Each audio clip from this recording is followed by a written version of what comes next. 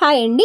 నా రాక్షసుడు జైరామ్ గారి అమ్మగారు జైరామ్ గారితో, నీకు నీ అక్కర్లేని కూతురు నీకు కావాలో లేక మీ అమ్మ నీకు కావాలో నువ్వే నిర్ణయించుకో.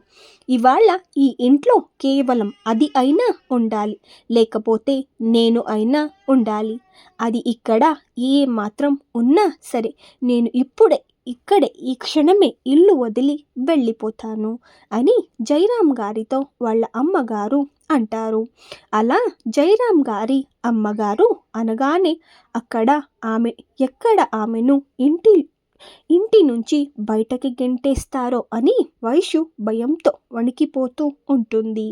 ఎందుకంటే ఈ కాలంలో ఈ సొసైటీలో ఒక ఒంటరి ఆడపిల్ల ఎలా బతకాలి అంటే అది ఏ మాత్రం అవ్వదు అని ఆమెకు కూడా బాగా తెలుసు. ఒకవేళ ఆమె ఏమైనా ఇప్పుడు ఈ ఇంటి నుంచి బయటకి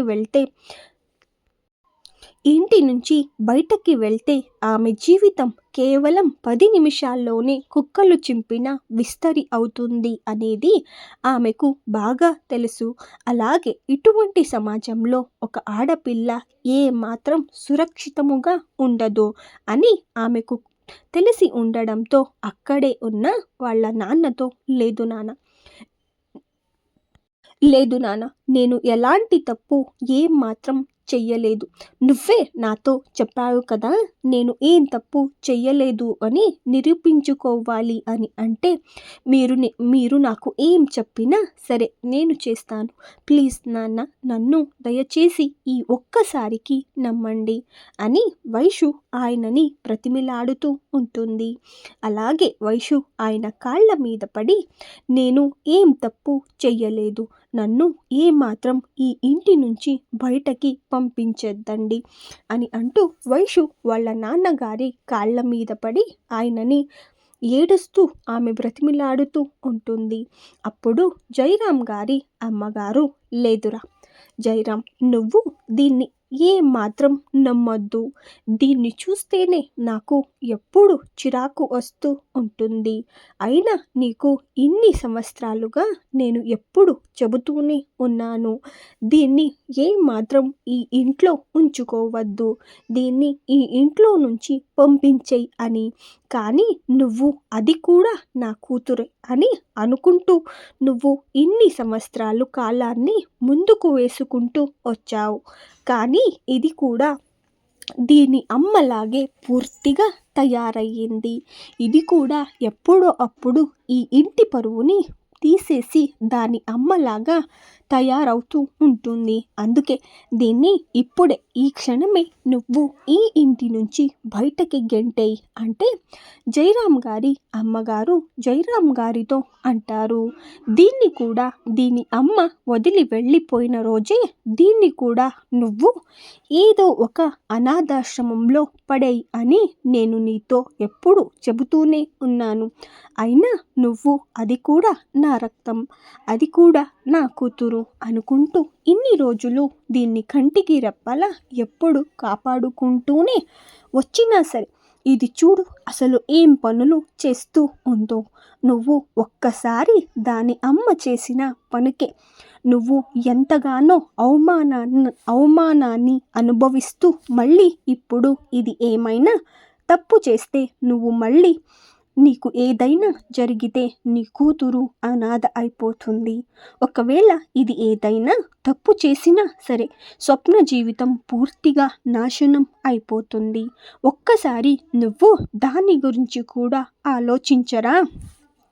ఇది నీ కూతురు అని మనం ఇక్కడ ఎవ్వరికీ తెలియకపోయినా ఇది ఎన్నో సంవత్సరాలుగా మన ఇంట్లోనే ఉండడం వలన దీన్ని కూడా మన దూరపు చుట్టం అని అందరూ అనుకుంటూ ఉన్నారు. ఒకవేళ ఇది ఏదైనా ఇక్కడ తప్పు చేసినా దాని ఎఫెక్ట్ కూడా మన స్వప్న జీవితం పైన పడుతుంది. నువ్వు ఇంకా ఏ మాత్రం దీని గురించి ఏ మాత్రం ఆలోచించకు.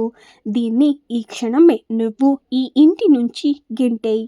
మనల్ని ఎవరైనా ఏదైనా దీని గురించి అడిగితే మనమే ఏదో ఒక సమాధానాన్ని చెప్పుకుంటే అవుతుంది.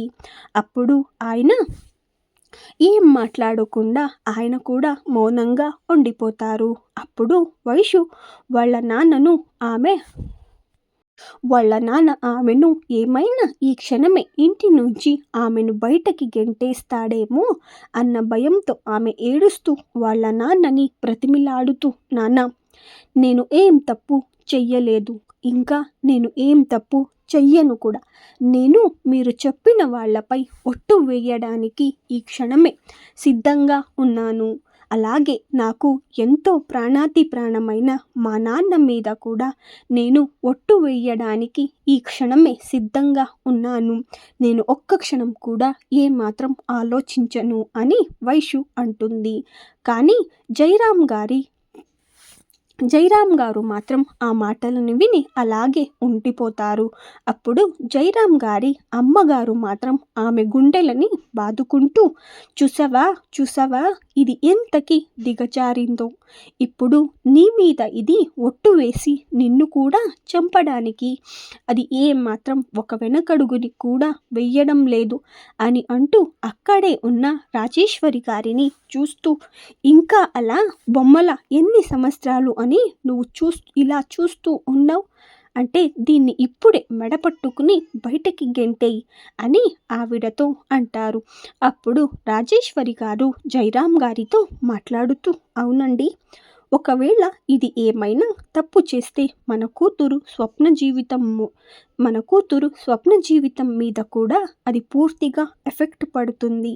ఇన్ని రోజులు నేను దీని గురించి మీతో ఎప్పుడు చెబుతూ ఉన్నా సరే మీరు ఏమాత్రం దాన్ని పట్టించుకోకుండా, అది కూడా నా కూతురు, అసలు అది ఏం తప్పు చేయలేదు కదా అని మీరు దాన్ని వెనకేసుకుంటూ వచ్చారు.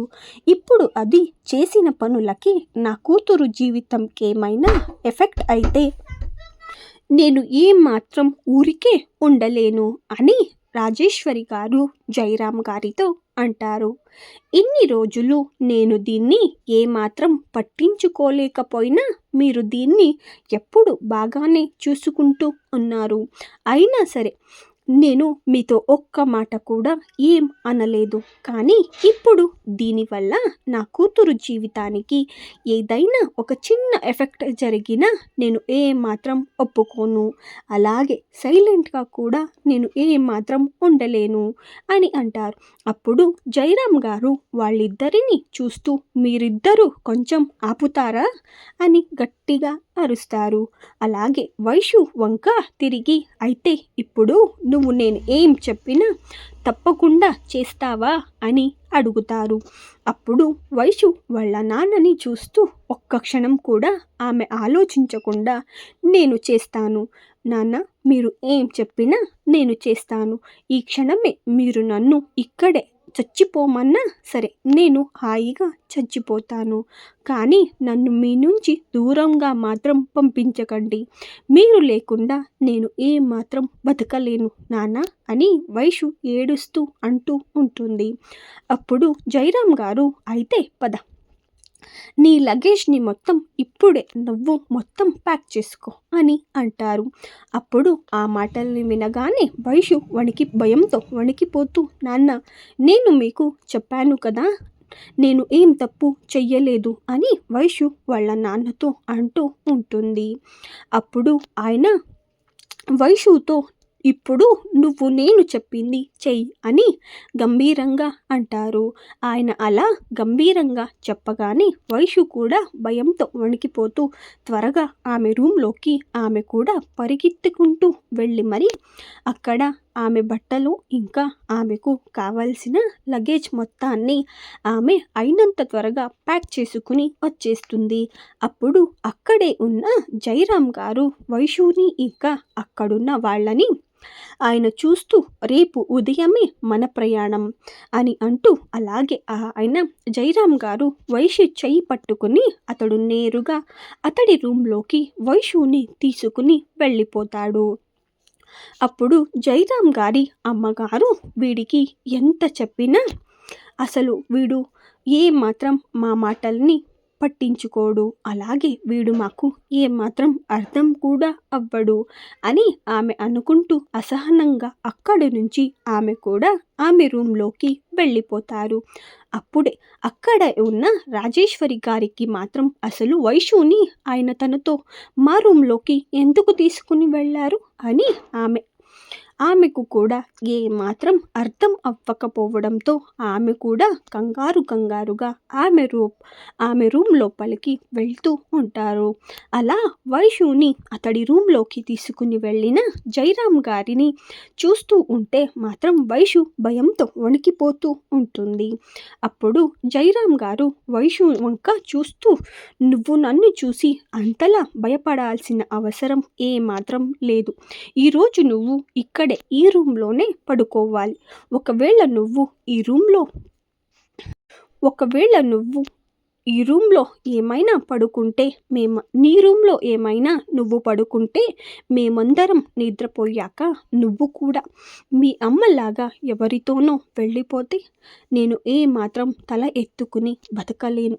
నువ్వు అలా ఏదైనా చేస్తే నా గుండె ఆగిపోవడానికి ఒక్క క్షణం కూడా పట్టదు అని ఆయన అంటూ ఉంటే అక్కడే ఉన్న వైషు మాత్రం, లేదు నాన్న, నేను అలా ఏమాత్రం చెయ్యను అని ఆమె ఏడుస్తూ ఉంటుంది.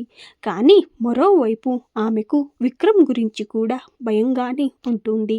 వైషు వాళ్ళ నాన్నగారు ఆమె విషయంలో ఎంత మొండిగా ఉన్నారో అంతకంటే రెట్టింపు మొండిగా విక్రమ్ ఆమె విషయంలో రెట్టింపు శాడిజంతో ఆమెపై ఉన్న ప్రేమ ఇంకా ఏదో తెలియని మైకంలో అతడు కూడా ఆమె పైన అంతే పిచ్చితో ఉన్నాడు. అటువంటిది ఇప్పుడు జయరాం గారు ఆమెను ఇలా లగేజ్ సర్దుకోమన్నారు. అసలు అతడు ఏం చేయిస్తున్నాడు? ఇంకా ఆమెకు మాత్రం కొంచెం కూడా అర్థం అవ్వడం లేదు. అయినా సరే వాళ్ళ నాన్నని దాని గురించి అడిగి ఇంకా వాళ్ళ నాన్నని ఆమె ఇంకా మాత్రం ఇబ్బంది పెట్టలేక అలాగే విక్రమ్ గురించి ఆలోచిస్తూ అలాగే విక్రమ్పై ఉన్న భయంతో ఆమె వణికిపోతూ అక్కడే కింద ఒక బెడ్షీట్ని తీసుకుని అక్కడే వేసుకుని ఆ బెడ్షీట్ పైనే ఆమె కూడా అక్కడే ఆ రూమ్లోనే పడుకుంటుంది. ఇంకా ఉందండి, నెక్స్ట్ వీడియోలో మళ్ళీ కలుసుకుందాం. Thank you.